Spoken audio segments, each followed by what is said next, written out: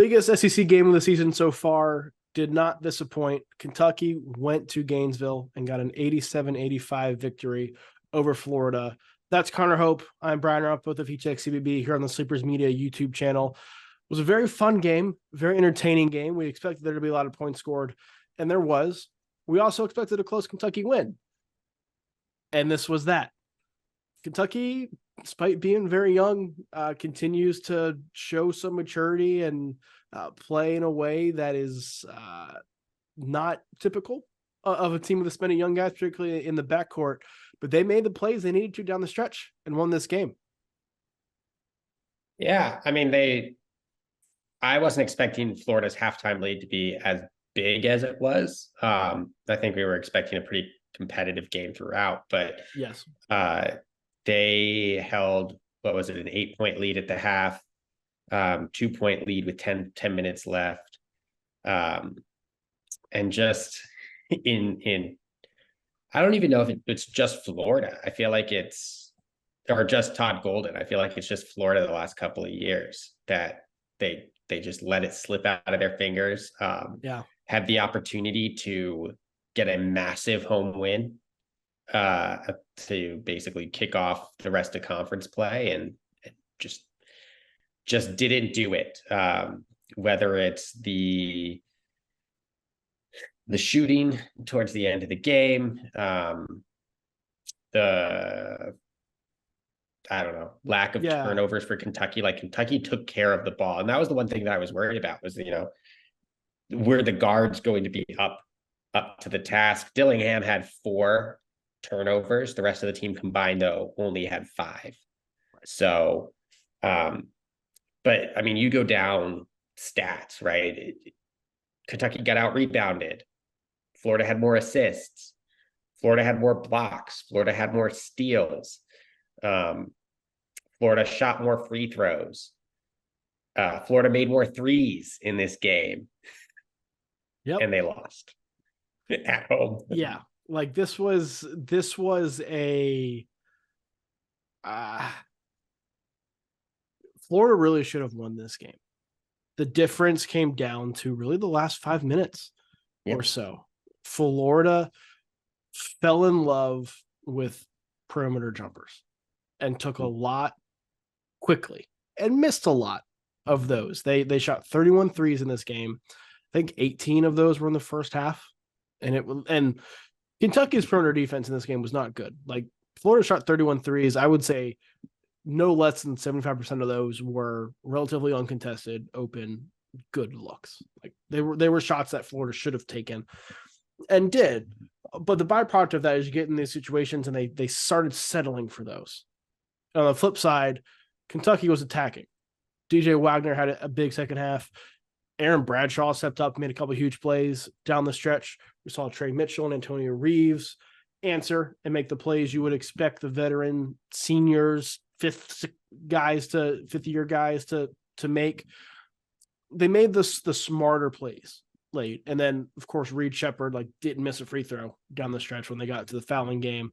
And that's kind of the recipe for Kentucky, is that they have all these different guys who are really, really good in a couple of different areas, and they all play off each other really well. But they took advantage of an opportunity here, because they were down pretty much the entire game until the very end when it mattered the most. And it was just them making the plays that needed to be made, where Florida, at least to me, it felt like they were settling late in the game. Yeah, they were settling. And I mean, you could point to right there, Florida's front court as a whole was quiet in this game, right? It was the backcourt put up all the points.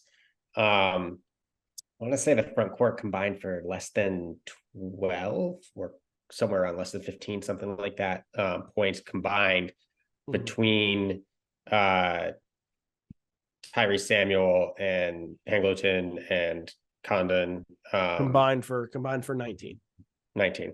So, and Haw had 0. So, it was Kugel, it was Clayton, it was Pullen, which is great, except Kentucky is showing more and more to me that they truly are winning with a full team effort. Yes. I said this is going to have to be the Trey Mitchell or Antonio Reeves game. This game happened to be the Antonio Reeves game. Trey Mitchell also put up 12 points on relatively efficient shooting from down low, got 10 rebounds. So he had a double-double in that game. But Antonio Reeves obviously had his 19. Didn't shoot the ball particularly well from deep, but managed to shoot 6 of 9 from 2-point range. But it was like, this was the game of margins, right? It was, Florida and Kentucky, when they didn't shoot threes, were getting pretty much the same success. Florida shot better from 3, but it was like winning those little things on the margin that Florida just didn't do. And people are going to talk about Reed Shepherd's foul and how that almost threw a wrench in Kentucky's victory. Oh my gosh. But you're at a point in the game where you're trying to get the best shot available. Todd Golden's trying to get the best shot available. And you have your 26% 3-point shooting freshman big shooting a 3. Like, I don't care about Reed Shepherd didn't even need to defend that at that point, but also was that the best shot that Florida could come up with in that situation? It baffled me why that was the look that they fell into when you're playing junior, 2 seniors, or 2 juniors, 2 seniors, and then you've got some other experienced pieces in Kugel and Hengleton. I think Kugel had fouled out at that point, but it was just baffling to me why that was the shot that they came up with, because it wasn't like last second. I think how many seconds were on the clock at that point? 1 point something. It was like 1.2, 1.3. So you had time. Like, it wasn't like it was a heave. It was a step back 3. Yeah. And I think this reaffirmed my suspicions about both of these teams, right? Where I think Florida has the talent to be better than they are, but they lose games like this because of those margins and because they settle for a lot of threes. Like, Walter Clayton was great in this game for the most part, but he shot 3 of 11 from 3 and missed a lot of those shots they settled for late in the game. Like, that was something that you just isn't smart. On the flip side of that, like, Kentucky did not play well. You mentioned they shot 25% from 3. Didn't turn it over, but Rob Dillingham didn't really play that great. Reed Shepherd, 9 of his 14 points came at the foul line. I think 7 of those came down the stretch where they were icing the game away. Like, they didn't play well. DJ Wagner, 2 points in the first half, and went on the road and won against a talented Florida team. Like, I don't know if we've seen this Kentucky team put together like a totally complete performance yet, and it's part of the tantalizing thought of what they can be when everybody plays well, because we haven't seen that yet, and they're still beating really good teams. And so, like, this reaffirmed me that Kentucky is a team to beat in the SEC. Florida is right there. They just got to figure out those little things that they aren't doing right now to get over that hump and start turning some of these close games into wins. Because I think that's the only thing standing in Florida's way from being in that SEC title race, is just figuring out how to win those close games and figure out how to improve in the margins. Yeah, and Kentucky winning in the margins, because this isn't the first close game they've won this season against an experienced team. They beat UNC by 4 points, and UNC is an experienced team. It'll be interesting to see what they do down the stretch. I'm really excited to see Saturday's game at Texas A&M.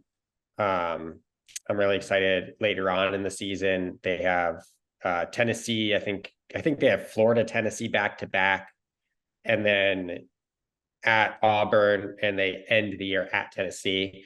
Those games, I think, will tell us a lot more about Kentucky.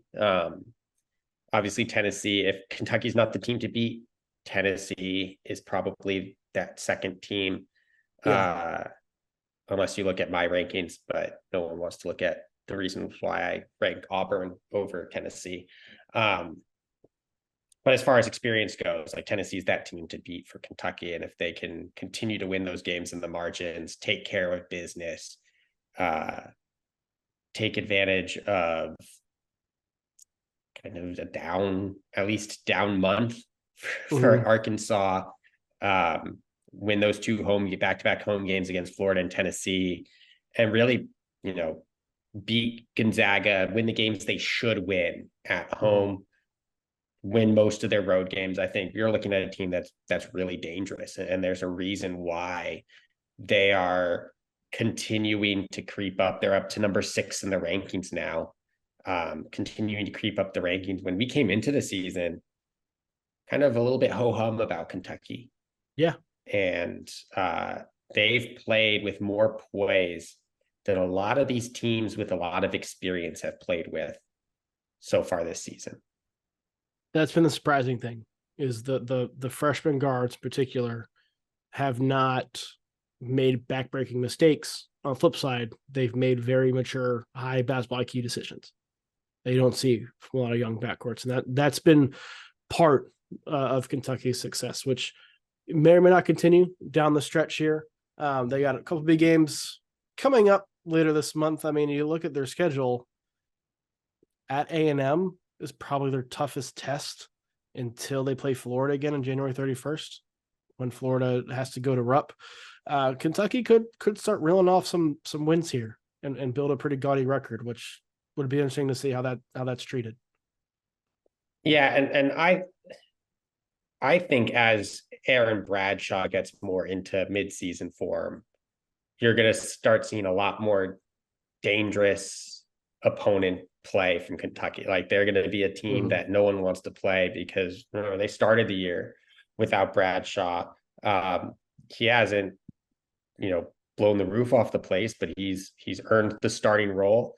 He can put up double-digit points basically whenever he wants. He's getting more and more into the really good rebounder mode, off and on, from a rebounding perspective, but a fantastic shot blocker, just an efficient scorer, who you need to respect from deep, I think is really key too.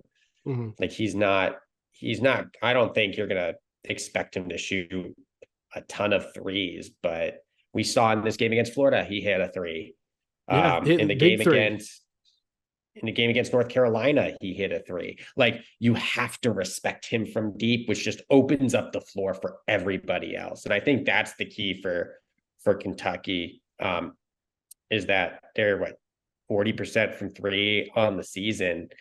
And really the only 2 players that you don't have to respect from deep, and that's just right now, are like DJ Wagner's going to give you so from deep.